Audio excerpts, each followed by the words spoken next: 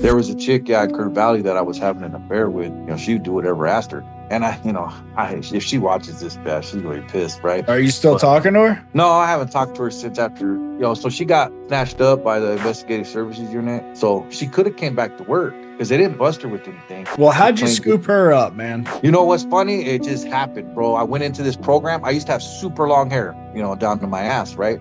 Really long hair. I used to keep it, tied up real tight. I just happened to walk in one day. I just was taking a shower and my hair was out. And I walked into the classroom and she seen me, right? And then she turned ghost white, took off running. I was like, what the f-?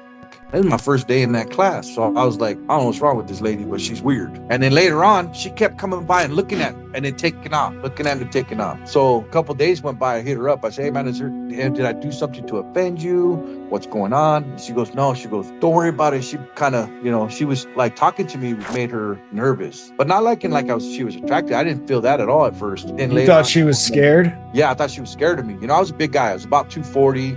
Pretty ripped up, right. And man, what's wrong with this chick, right?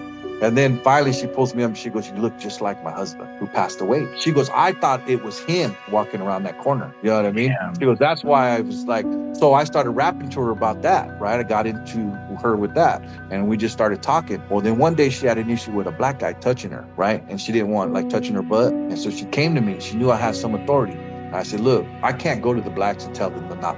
I can't, because you don't fall under the umbrella of protection from the WUPA unless you're doing something for us. She's like, well, what do you want me to do? Right? And I'm like, well, here's your list. I'll see you tomorrow.